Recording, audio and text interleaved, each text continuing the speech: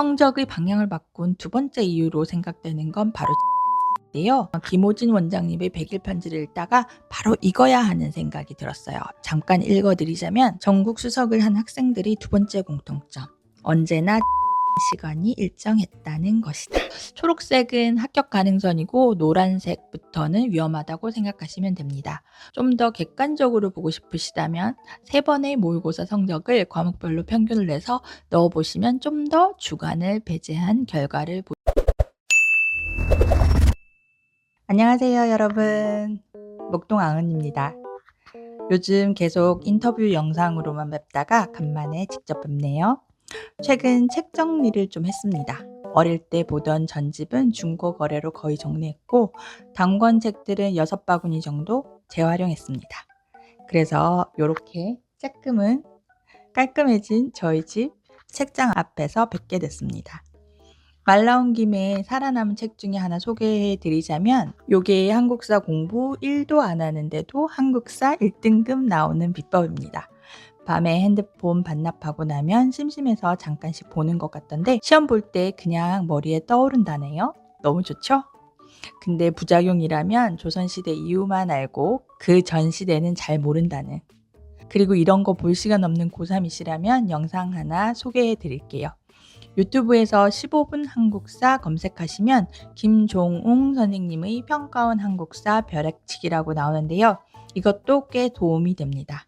조회수 좀 보세요. 대박이죠? 아무튼 오늘은 저희 집 근황을 포함해서 수능과 10월 모의고사가 코앞이라 수능 준비에 대한 팁을 좀 얘기해 보려고 하는데요. 1학기 중간고사 이후로 올라간 영상에서 저희 막둥이 성적이 따따블로 곤두박질 쳤다는 얘기를 드렸었잖아요.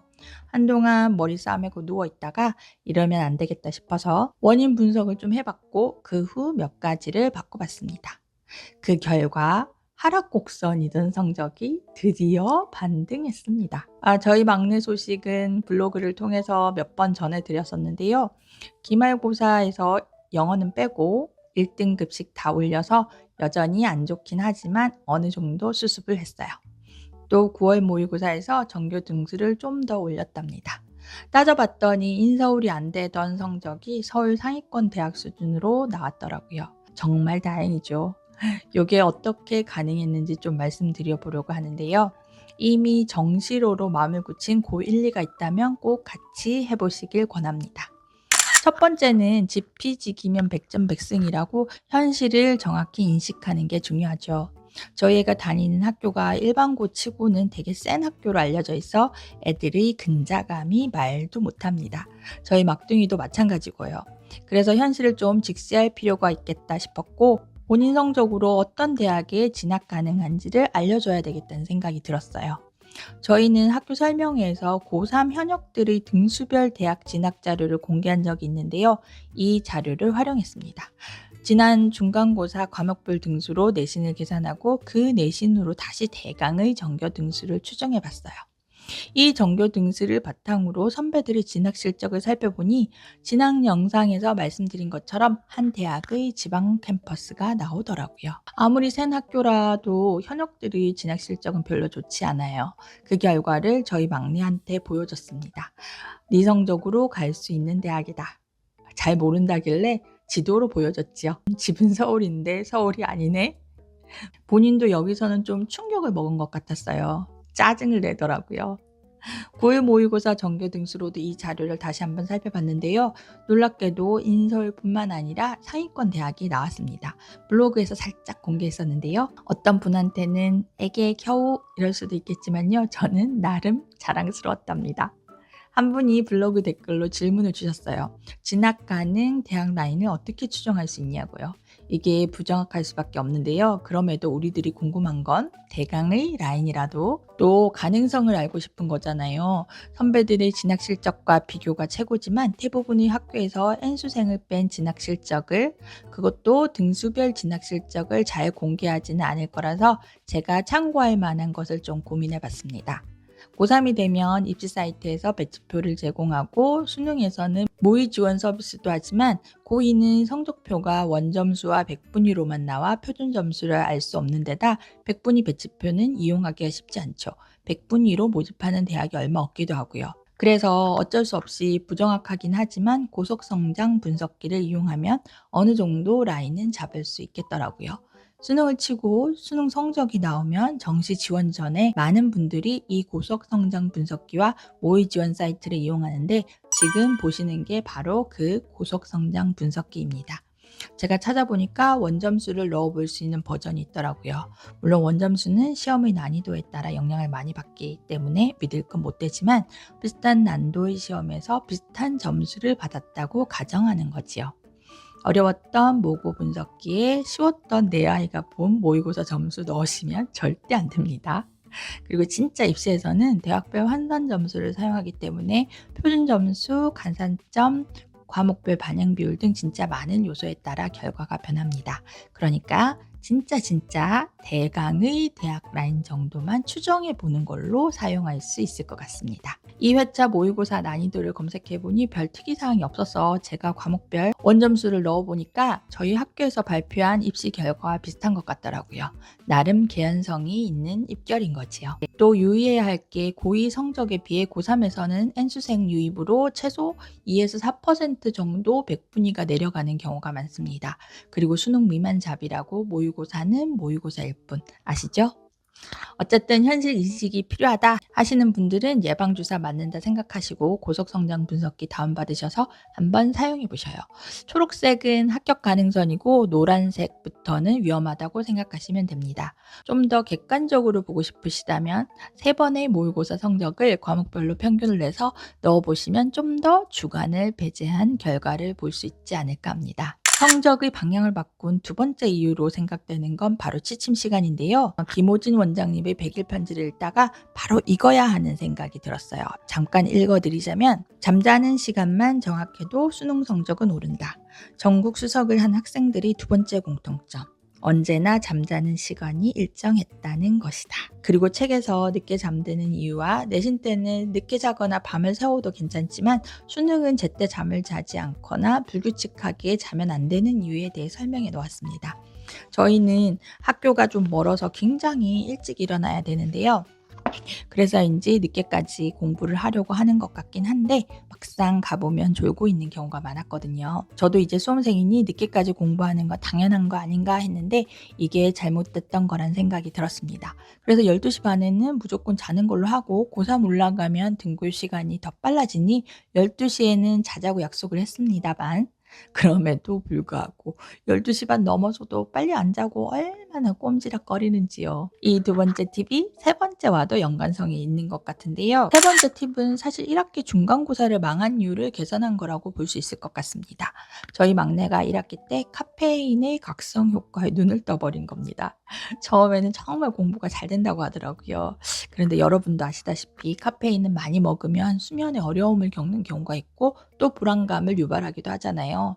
뭐 자기 나름에는 열심히 하겠다고 한 것 같은데 각성 효과가 있는 음료 덕분에 밤에는 좀 공부를 했을지 모르나 낮에는 비몽사몽이었던 것 같아요. 시험 기간은 특히 더 심했던 것 같고요. 그래서 이후로는 각성 효과가 있는 것들은 되도록 줄이고 다시 원래대로 돌아가 좀 힘들다, 에너지가 필요하다 싶을 때는 요 프레시샷을 먹였습니다. 큰애 때 온누리 제품이 유명하다고 해서 글루콤을 먹었었는데 약국마다 가격도 다르고 약국 찾아다니기도 힘들어서 같은 회사에서 만든 프레시샷을 먹기 시작했는데요. 인터넷이나 올리브영으로 구매하기도 쉬워서 꾸준히 먹이고 있습니다. 할인할 때 쟁여두면 딱 좋아요. 프레샷은 활력 비타민인 B12가 1일 영양 성분 기준치의 16,667%, 비타민 D는 1일 영양 성분 기준치의 250%가 들어있다고 하죠. 에너지 생성에 필요한 비타민 B군과 비타민 D가 고함량으로 들어있어서 실내 생활이 많은 수험생들에게 안성맞춤 제품이에요. 큰애 때도 모의고사 날 필수템이었는데요. 점심시간에 먹으면 오후 탐구 시간까지 힘내서 잘 볼 수 있다고 했거든요. 그런데 저희 막내는 탐구 시간이 아니라 영어 시간 때문에 본인이 필요하다고 해서 이번 구모에 가져갔습니다. 막둥이 말로는 영어 볼 때 꼭 한두 명은 아예 엎드려 잔다고 하네요. 그러니 얼마나 많은 아이들이 졸겠어요. 자기도 육 못돼 졸았다나요? 그래서 꼭 프레시샷 가져가야 된다고 했어요. 그래서 점심 먹은 후에 먹었고 결과는요. 육모 때 92점 받았던 영어가 100점으로 올랐습니다. 와, 계속 100점 찍어주면 좋겠어요. 이렇게 꾹 눌러주고 잘 흔들어주면 오토캡에서 비타민 분말이 액상으로 떨어지는 것을 확인할 수 있어요. 먹기 직전까지 빛과 습기에 취약한 비타민을 액상과 따로 보관해 두니까 안전하고 신선하게 비타민을 섭취할 수 있어서 좋아요. 최근엔 프레시잣 마그코어가 새로 나왔는데요. 요건 흡수 빠른 액상 글루콘산 마그네슘 200mg과 프레시앗보다 다양해지고 강력해진 비타민 B군이 들어있습니다. 제가 일정이 많아서 아침부터 돌아다닌 날 오후에 먹어봤더니 저녁까지 할 일 다 하고도 여유가 생기더라고요. 마그코어라는 이름처럼 지친 일상에 도움이 되는 활력 비타민 B군을 고함량으로 배합한 제품이라고 해요. 가공식품을 많이 먹거나 커피 같은 카페인 음료를 자주 마시면 마그네슘 결핍이 되기 쉽다는데 마그네슘이 200mg이나 들어있다니 저한테는 꼭 필요한 제품인 것 같습니다. 저희 남편은 눈떨림 현상 때문에 마그네슘을 복용하는데 프레시한 마그코어는 액상이라 물이 따로 필요 없어 가지고 다니면서 먹기 편하다고 하네요. 요즘 수험생 막내는 데일리로는 프레시아스, 특히나 컨디션이 떨어져 보일 때는 프레시앗 마그코어를 먹이고 있습니다. 마지막 성적 향상의 네 번째 팁을 꼽자면 전체적으로 학원 수업 시간을 줄였습니다. 블로그에서도 말씀드린 적이 있는데 학기 초에 담임 선생님께서 다른 과목을 줄이고 국어 수업을 늘리라는 조언을 해주신 적이 있었거든요. 그때 담임 선생님께도 말씀드렸다시피 저희 막내가 게임을 엄청 좋아하기 때문에 학원을 보내지 않으면 어차피 그 시간을 게임에 쓸 거라 그동안 이러지도 저러지도 못했었어요. 그런데 본인이 좀 조정하기를 원해서 여기저기 알아보고 여러 일들이 있었지만 현재는 나름 만족하고 있습니다. 학원 하나 바꾸는 게 어찌나 힘들던지요. 진짜 고위 학원은 애매해서 선택하기가 진짜 힘든 것 같아요. 학원 시간과 숙제 시간이 확 주니까 여유가 꽤 많이 생겼고요. 대신 국어를 1회 더 넣었는데 이게 2시간짜리다 보니까 학교 갔다가 학원을 갔다 와도 오후 시간이 꽤 됩니다. 물론 여전히 이 시간 중 게임과 유튜브가 많은 포션을 차지하고 있지만요. 국어학원 후기를 많이 물어보시는데 아직 이렇다 할 성과는 없어요. 여전히 제일 약하고 아니다. 생명과학도 약해서 둘이 용호상박입니다. 학원 직보에 대해서도 말씀을 안 드릴 수가 없을 것 같은데요. 모든 학원들이 자기네 학원만 다니는 것처럼 숙제를 내주고 불러대기 때문에 적당히 선별해서 필요한 것만 보내는 용기와 지혜도 필요한 것 같아요. 저는 어차피 안 가면 공부를 안 하니 보냈는데 이러면 자기 공부할 시간이 안 나더라고요. 학원만 간다고 공부가 되는 게 아닌데 말이죠. 그런데 이제 이것도 본인이 알아서 조절을 하네요. 어떤 건 안 가겠다, 다른 게 낫다 하면서 말이지요. 이렇게 본인이 할 때까지 기다리는 것도 결국엔 되긴 하지만 이렇게 늦으면 저희처럼 또 이미 망한 내신이 되기도 하니까요. 미리 좀 적절한 부모의 조언이 필요한 게 아닌가 싶어요. 어쨌든 지금 다니는 국어학원이 이렇다 할 결과는 없지만 그래도 글을 읽는 방법, 문제를 푸는 방법 같은 걸 알 수 있게 해준다며 계속 다니겠다 해서 계속 보내고 있는 중입니다. 뭐 많은 케이스가 그렇듯이 학원이 문제라기보다는 내 아이가 문제인 거겠죠? 10월 모의고사 후엔 바로 대수능인데요. 올해 수능을 치르는 친구네 아이들이 있어서 신모의 수능 도시락 연습을 해보라고 조언했습니다. 저도 어차피 내년에는 준비해야 해서 겸사겸사 같이 구매했습니다. 저는 일체형 도시락으로 구매했어요. 혹시 여름에도 사용하실 분들이라면 일체형 말고 반찬은 따로 담을 수 있는 분리형으로 구매하시는 게 좋을 것 같아요. 일체형은 여름에 나물 반찬 같은 경우 상할 수 있다고도 하네요. 보온력이 약할까봐 음식을 담기 전에 내부를 뜨거운 물로 덮이기도 한다는데 밥과 국이 뜨거워서 굳이 그럴 필요는 없을 것 같고요. 너무 뜨거울 때 뚜껑을 닫으면 압력 때문에 열기 힘들다는 건 다 알고 계시죠?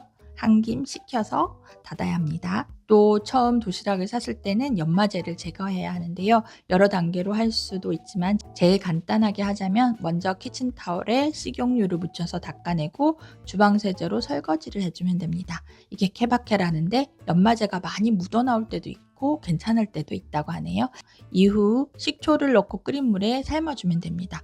저는 너무 오래 끓이면 또 안 좋을 것 같아서 잠깐만 넣었다 뺐습니다.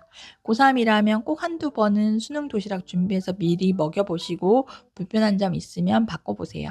특히 좀 구멍 많은 남학생이라면 한 번쯤은 도시락 여는 법과 다시 조립하는 법 연습시키길 바랍니다. 저도 처음엔 헷갈리더라고요. 조립 순서대로 번호 스티커를 붙이는 것도 한 방법입니다. 그리고 수능날 도시락을 통째로 잃어버리거나 수저통, 뚜껑 등을 잃어버리고 오는 애들도 꼭 있습니다. 잘 먹은 후에 잃어버리는 거면 뭐가 문제겠습니까? 얼마나 정신이 없으면 그러겠어요. 당황하지 않게 그냥 평상시대로 몸에 익은 대로 하면 되도록 미리 연습시켜 둡시다. 짜잔! 저는 신모를 위한 프리샷도 준비했습니다. 더보기란에 할인 링크가 있으니 참고하세요. 제가 보니까 쿠땡보다도 싼데 기간 한정이 있어요. 진 수능 선물로는 프리샷과 프레샷 마그코어 멀티 세트도 좋을 것 같아요. 컨디션 조절 필요한 수험생들에겐 최고의 선물이 되겠죠? 우리 아이들 지치지 않고 아프지 않고 마지막의 마지막까지 공부 열심히 할 수 있기를. 우리 엄마들도 힘들지 않게 뒷바라지 잘 할 수 있기를요. 2025 선배님들 수능 대박 나길 기원할게요. 이 영상 보시는 2026 수험생들도 내년 수능 같이 대박 나봅시다. 중간에 많이 울더라도 끝엔 꼭 웃기. 다음에 또 만나요.